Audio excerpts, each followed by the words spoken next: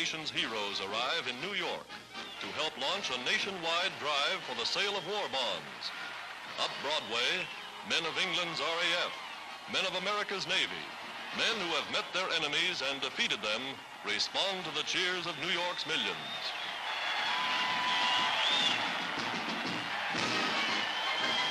Eager for a glimpse of the men they've read about, enthusiastic thousands gather in City Hall Plaza.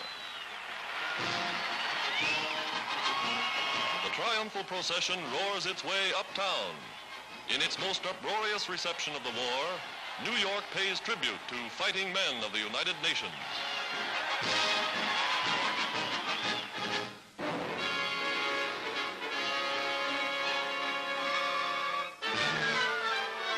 Training motorcycle dispatch riders for the U.S. Army, one of the toughest, most grueling courses in the service.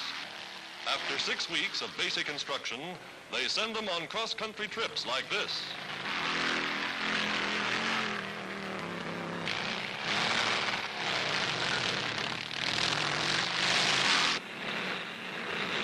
A terrific test for men and machines.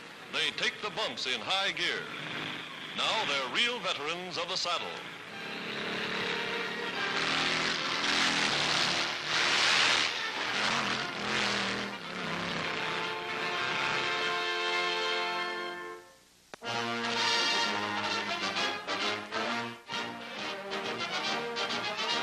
The world's mightiest bomber plant is rolling. Henry Ford welcomes British and U.S. war supply heads Oliver Lyttelton and Donald Nelson. The schedule, one bomber every hour. Second stop on their tour of inspection is the assembly line of a huge tank plant. 6 months ago, sleek, shiny automobiles were rolling through the grounds. Today, grim, heavy weapons of war are being readied for service at the front.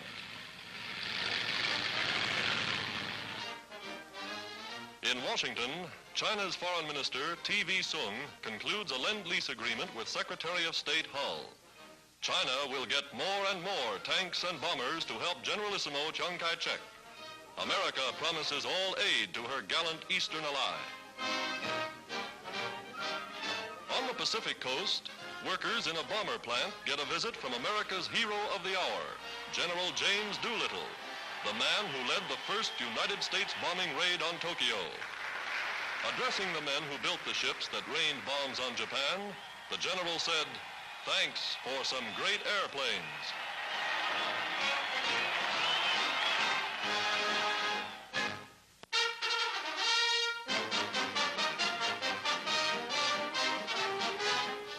America, traditionally a maritime nation, mobilizes its mechanical and its industrial genius to build the largest fleet of cargo ships ever to sail the 7 seas. The method is unique in all the annals of shipbuilding.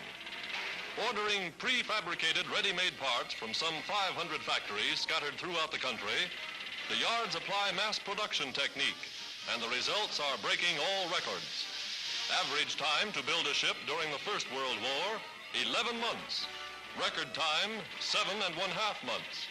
Now they're completing them in 46 days.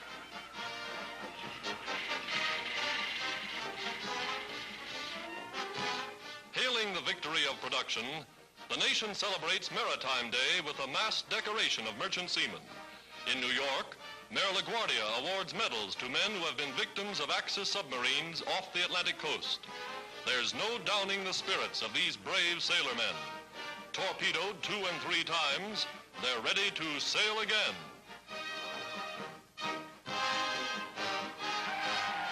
Victory ships, they call them now. And there they go, eager for the sea. 2 vessels are being delivered every day, 3 a day by the end of the year. Recently, in one 24-hour working day, 27 brand new ships slid down the waves. Nowhere else in all the world is such production possible. The goal for 1943, 23 million tons of shipping.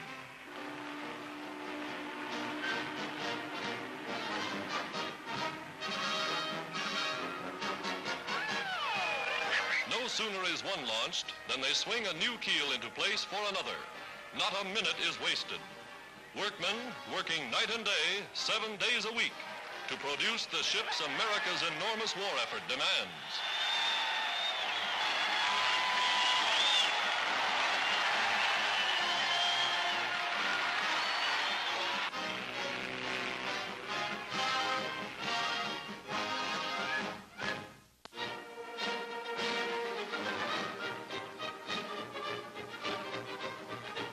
New York's colorful Belmont Park dedicates its greatest day of racing to the Army-Navy Relief Fund.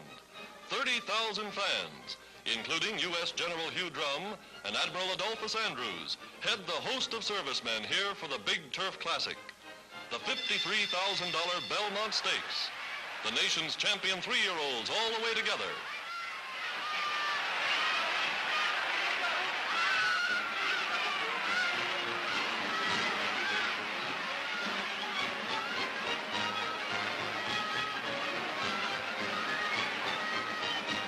Betting nearly $2 million for the day, the crowd now sees their favorite Alsab running second.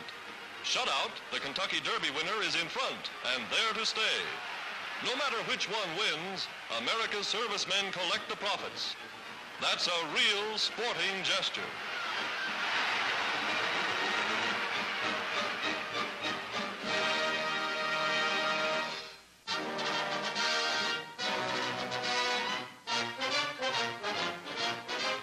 Military experts from 17 South and Central American nations see an impressive demonstration of the United States' great air training program in action. 60,000 flyers every year.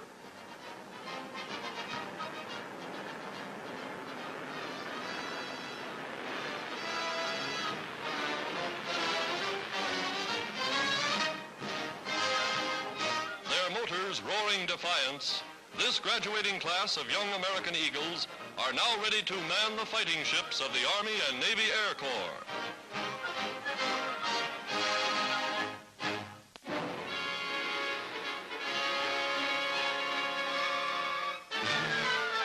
More troops for the American Expeditionary Force in Australia. Armed convoys winning the game of hide-and-seek with enemy fleets to deliver the men and material to the land down under. Girls of the Army Nurses Corps, American women going to war fronts around the globe with the men. Here is a Japanese flyer rescued from the Pacific by an American sergeant whose own plane made a forced landing on the sea. The Jap was floating nearby in the wreckage of his Zero fighter. The sergeant took him in tow and both were picked up by a passing transport.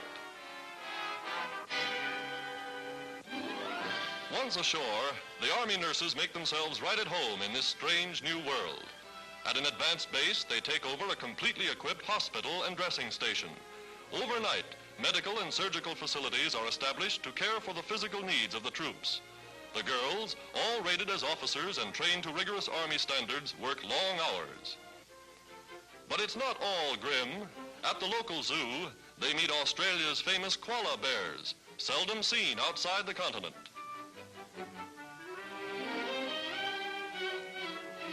And Mr. Kangaroo jumps at the chance to meet some pretty American girls. Always on the alert, U.S. anti-aircraft units report on the double quick to gun emplacements well camouflaged from enemy scouting planes. This coastal area has been hammered for months, suspected prelude to invasion. But the American marksmen are ready and waiting.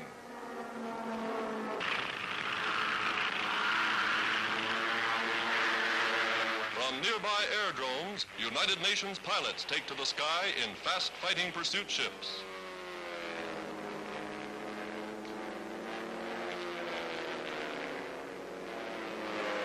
Scouring the area, these are the men who are defending the aerial approaches to Australia.